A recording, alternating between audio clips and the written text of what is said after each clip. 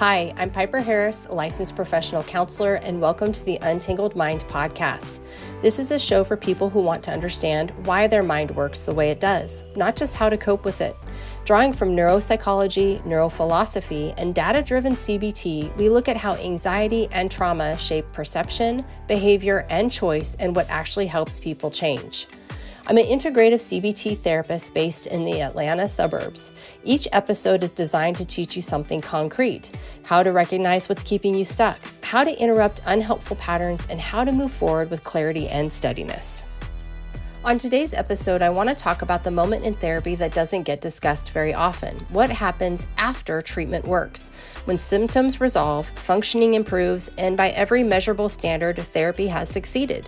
Yet, for some people, something quieter and more ambiguous begins. That's the space we're going to explore today.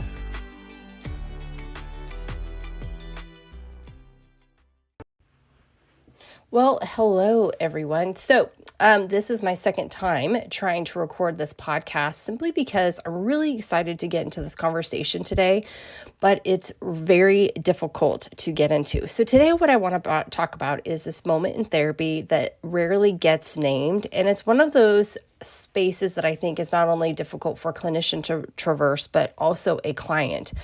So what we're talking today, it's not about crisis, it's not about dysregulation, and it's not about the hard early work of symptom reduction, but it's what happens after treatment works. So meaning the symptoms improve, functioning stabilizes, all the measures reflect success, and from an outcomes perspective, therapy has done what it was set out to do. And yet, for some clients, this is where this quiet uncertainty, and for clinicians, quietly enters. So before I get into this, I want to be really clear at the outset that not every single client experiences this phase that I'm going to discuss with you today. And honestly, most don't, and that's important to hear. They don't have to. This is a very different phase that I've seen come up in my clinical work in the last 2.5 years. And I'm sure other clinicians would say this as well. So for many people, and most people, symptom resolution is the appropriate endpoint for therapy. Therapy ends, life continues, and that's exactly as it should be. But what I'm speaking about today applies to a small subset of clients, often those who have done significant trauma work, and they've reached this level of, we'll say, psychological stability, although I'm willing to bet they'll say they don't feel that way. But it allows for something very different to emerge in the conversation. So this isn't a failure of therapy, and it isn't a sign that something is wrong. And certainly this is not an argument for indefinite treatment. What I'm going to speak about today is a developmental moment, and one that clinicians are rarely trained to talk about. So I'll kind of give some background. This weekend, I was preparing. I'm going to be speaking or teaching at Georgia State University. So I'm preparing everything for Georgia State, and then I'm also preparing to teach a clinical practice over my measured-based assessments and what that looks like to create competent clinicians. But as I'm working through it, I thought, I know how to teach this untangled mind pathway. I believe in the system that I have developed 100%. But what do I say, or how do I teach individuals to understand that there are a certain few people that get to this space, this new space? And how do I say this? And all that to be said, I went down this rabbit hole, and I was just kind of digging through how do I do this? What does this look like? And ultimately what it led me to do, you can hear me clicking through, what it led me to do is I'm very interested in how to present that goal-based, short-term clinical treatment. We reach our goals, symptom reduction, all of that is the gold standard. However, there is a subset of individuals that can move forward, and this is a psychological developmental stepstone for them that some people can reach, and that as clinicians, we need to be prepared to do that because I'm seeing that in my own work. So I started writing a white paper. Why I'm doing this, I don't know. I was talking to my husband and I said, I must be wasting my time. I don't know what I'm thinking, but I did, or I'm working on it. So I'm going to read the abstract to you, and then we'll get into today's topic. So this is the abstract, and it's from Symptom Reduction to Self-Authorship: Why Modern Psychotherapy Stalls Before Psychological Maturity. Again, to the listeners, and if you're a previous client, this doesn't mean that you missed out on anything. This is just something that comes to be with a certain subset of clients. It's not the right, or it's not the wrong, or what did I miss out on? It is not that, okay? So this is what I said here. Despite unprecedented access to psychotherapy, mental health utilization continues to rise alongside reports of stagnation, therapist shopping, and chronic dissatisfaction with care. While symptom reduction remains an essential function of clinical intervention, this paper argues that contemporary psychotherapy routinely terminates too early at functional stabilization, leaving many psychologically intact adults without a framework for integration, meaning, or self-authorship.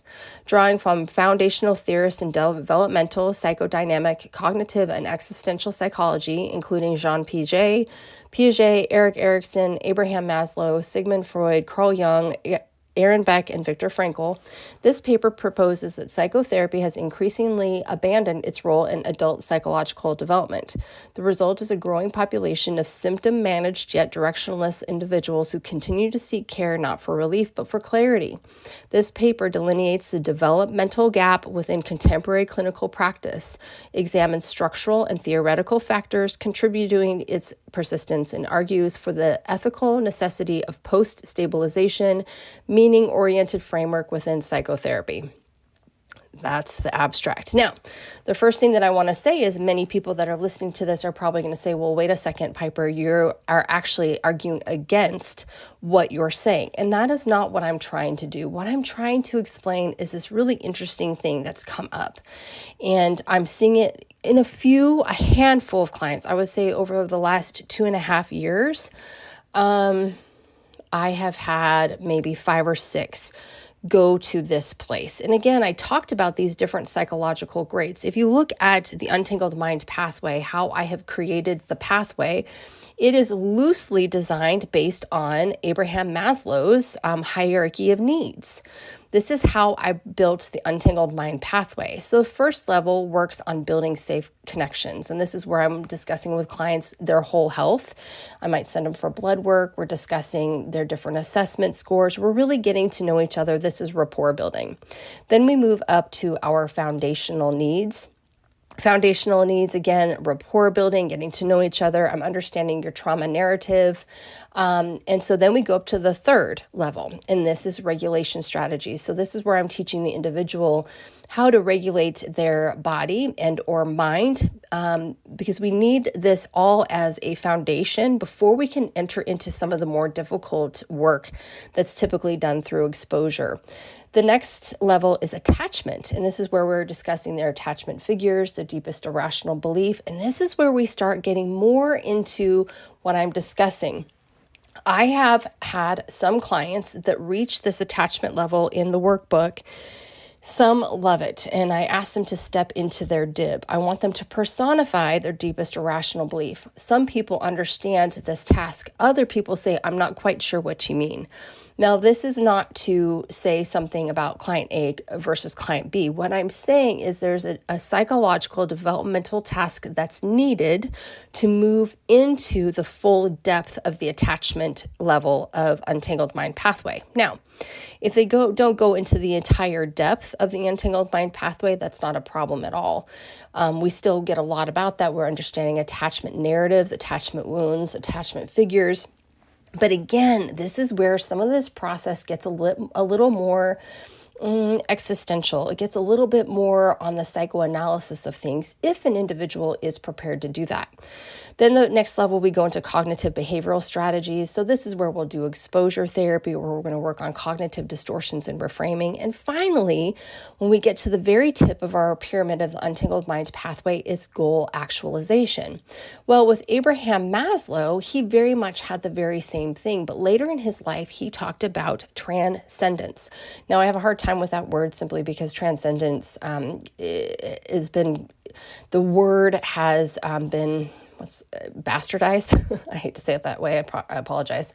By just different Eastern philosophies, that sort of thing. I am not stepping into Eastern philosophies. I am a loving Catholic. And so that's not what I mean by transcendence. What I mean, however, is something that maybe I would see in my faith tradition of very few, and those are the saints, how they have transcended what has taken place in their life, and they're able to more accurately, more attunely walk out their faith. And what does that look like? So for my clients, goal actualization for some people, most people, I'll say 99% of my clients, they get to goal actualization, which is that symptom reduction. They've reached those goals and it's time to graduate, which is fantastic. But then there is this certain subset of people that we get them stabilized and they say, hold on a second, but there's something else there. And so it's this real, truly developmental moment where, as a clinician, as myself, who teaches measurement-based care, where we have goals, we have symptom reduction, and they graduate, there's a few where we say, okay, I'm going to help you move beyond this untangled mind pathway and symptom reduction, and we're going to help you figure these things out. This is very developmental, and it's not meant for everybody to reach it. So, for example, I have a client that's been with me for some time and came to me for some very significant trauma. We had high trauma scores. I think it was in the 60s, so 60 out of 80. So significant trauma scores. We're looking at complex trauma. And what we've done is the really hard work. We've done the really hard work. They were always engaged in the process. They did the homework. They stayed in touch with me in the portal. We did exposure work together. We found what kind of exposure worked best for this individual, because there's both EMDR or prolonged exposure. We did all the hard work. And what was interesting is this client resolved the trauma. We could see throughout the scores that the trauma was resolved. It was no longer alive in this individual's mind and body. We'd also done the hard work of recognizing where the thought distortions were, how they were created by the trauma. Everything was just brilliant.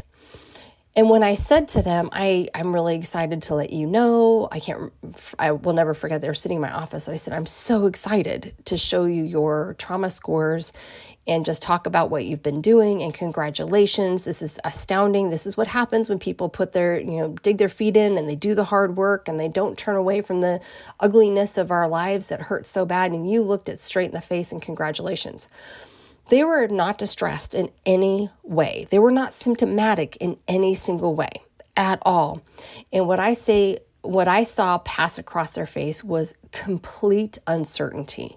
This idea of, I think first, is Piper kicking me to the curb? Because all my clients know that I'm very much in favor of time-bound therapy. I don't want to create a dependency with clients.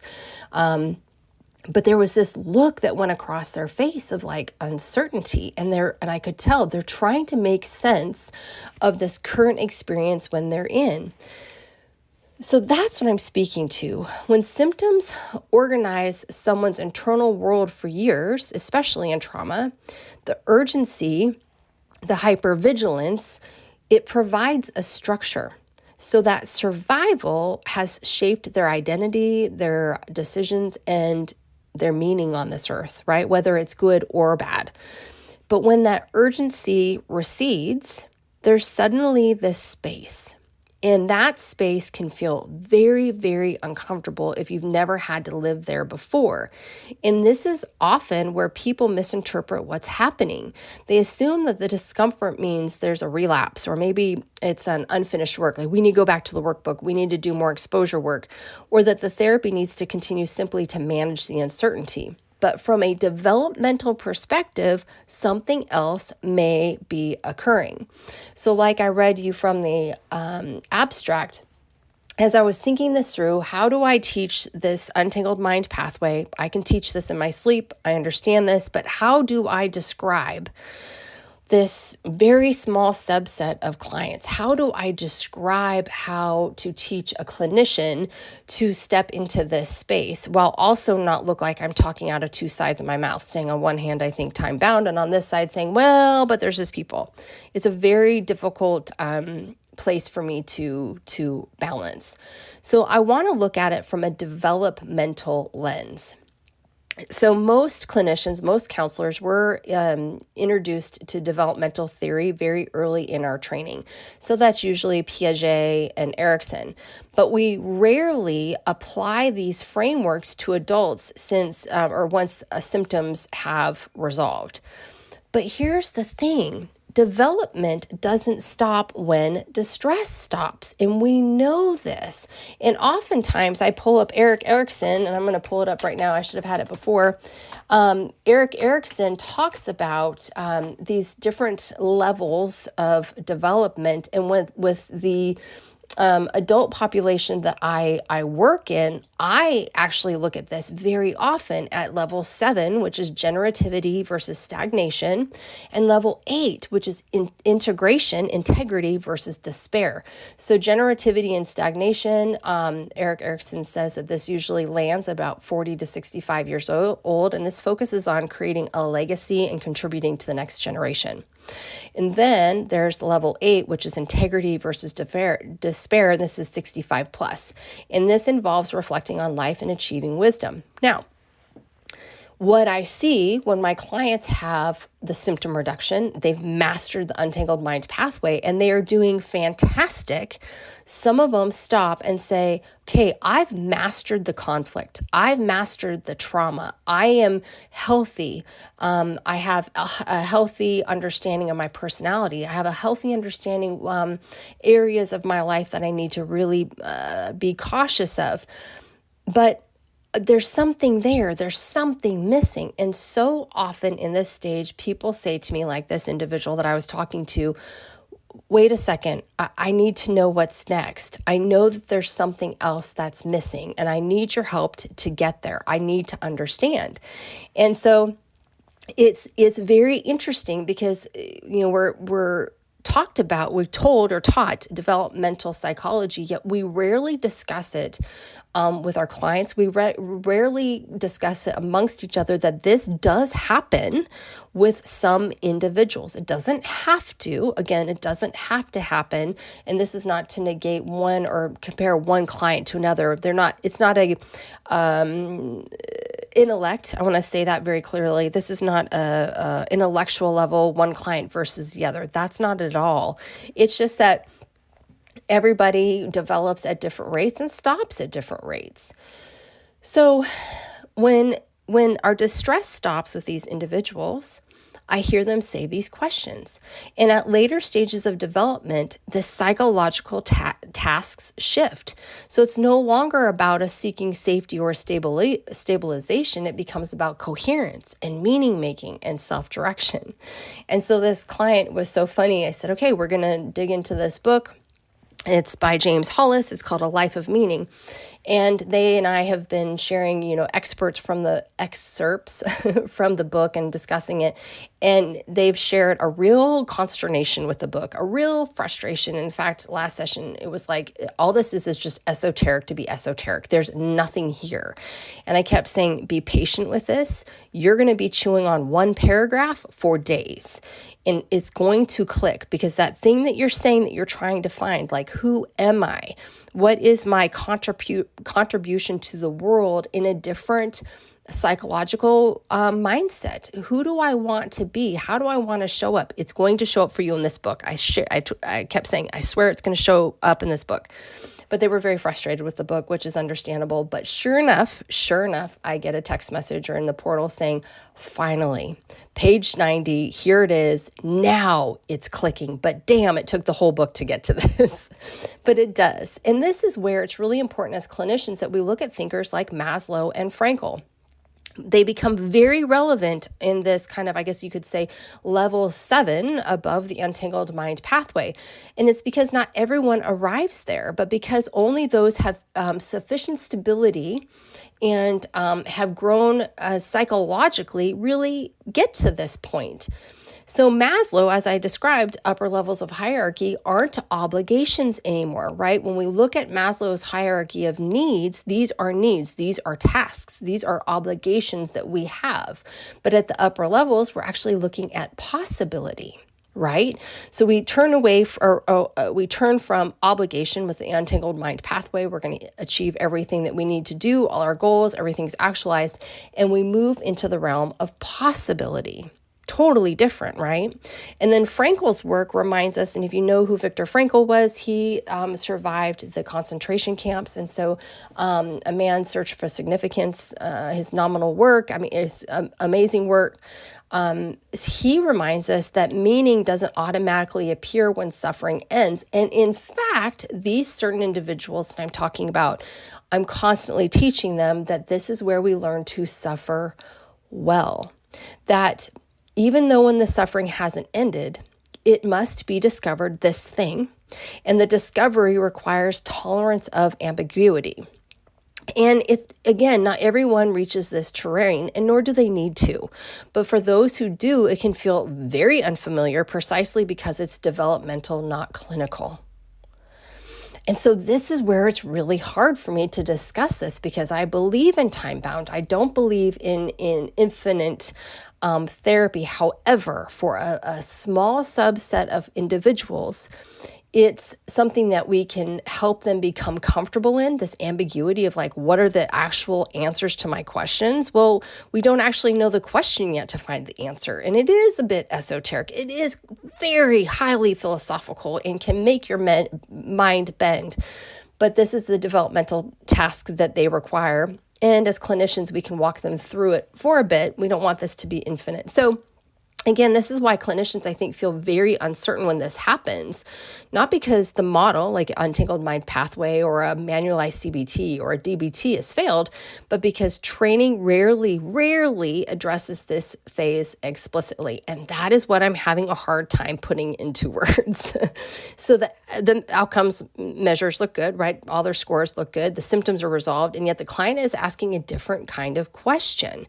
But without utilizing a developmental lens by Piaget, by Erickson, looking at Frankl, looking at Jung, we're going to miss out on things. And then those clinicians may feel pressured to re-intervene unnecessarily, right? Because they're used to fixing a trauma problem, whereas this process of seeking possibilities, there is no guardrails. So they might intervene in the process where it is absolutely unnecessary and, in fact, unwarranted.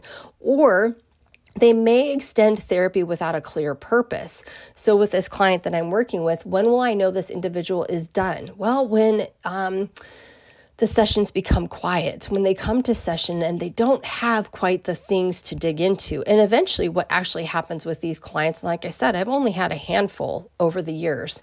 They say, I found it. I found that balance. It's not necessarily this transcendent internal peace, but it is a assuredness of I can do this and I can continue to seek these things without falling apart.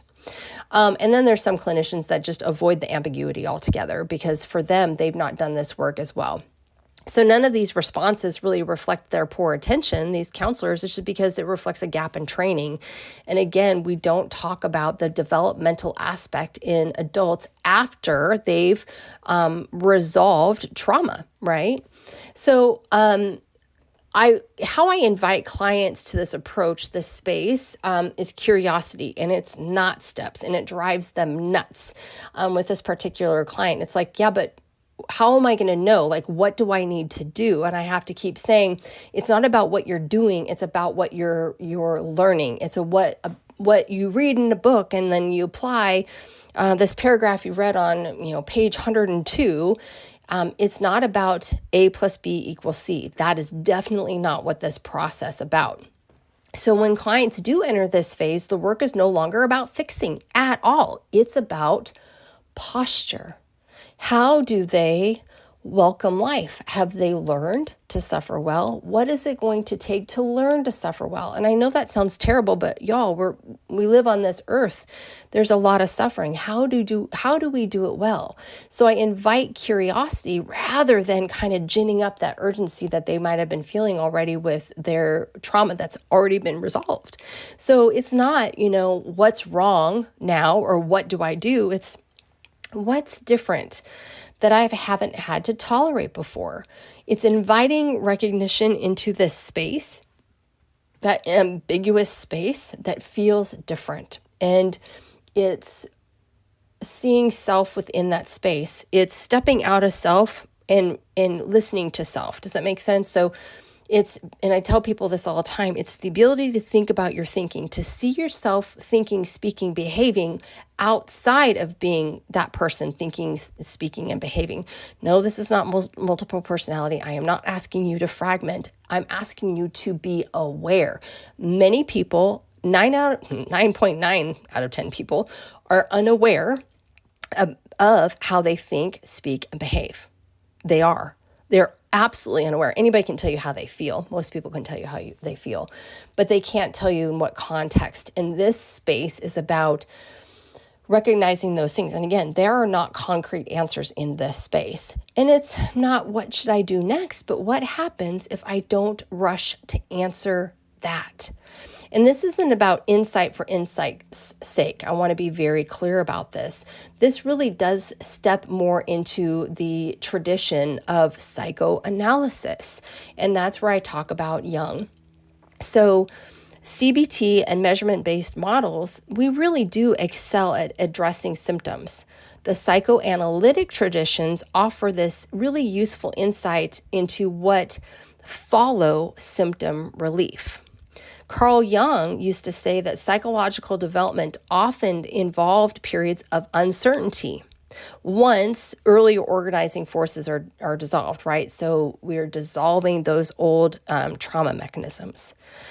Freud even said the same thing, that once symptoms are removed, it leaves behind questions that previously were unable to be seen. So what's the meaning in my life? How do I want to be within my life? It's these very existential questions, and these perspectives, they really don't oppose structured therapy like I'm talking about, that I believe so strongly in. They actually complement it, and they help clinicians recognize that not all meaningful psychological work looks like symptom reduction, and not all ambiguity requires intervention. So again, not every individual is going to go to this more transcendent, again, don't like that word, work, but some really require it.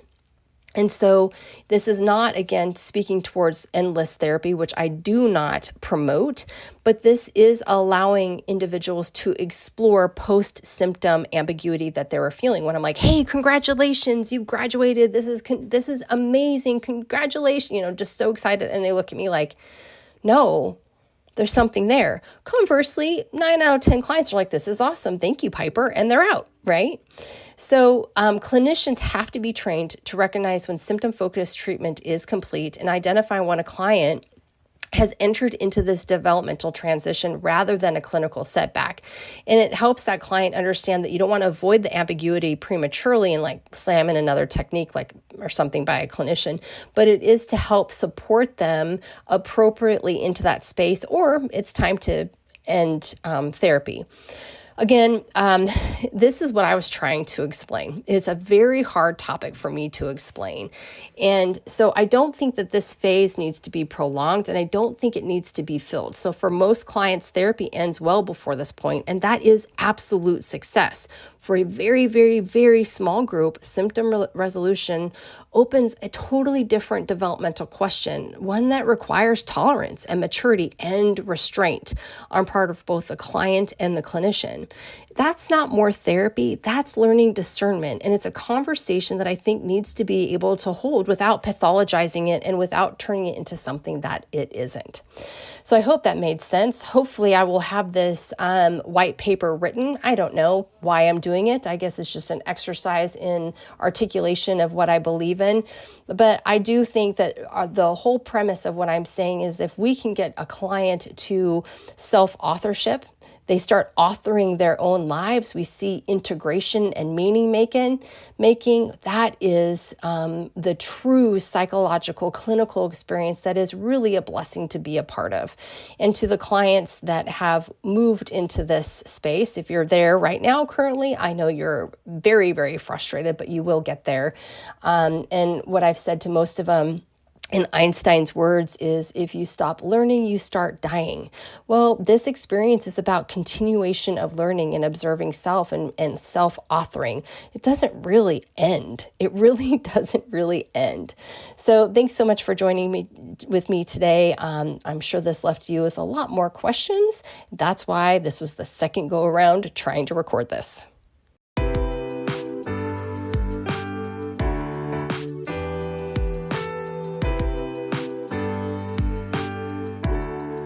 That brings us to the end of this episode. Thanks for joining me. I hope you learned some tools that can equip you to untangle your mind and untangle your life. If you're curious about working with me for your anxiety or trauma, head on over to my website at untangledmind.net to connect with me. If you enjoyed the show, please rate and review me on your podcast listening platform and share it with your friends and family. As always, thanks so much for listening to me, Piper Harris, with the Untangled Mind podcast. I'll talk with you next time.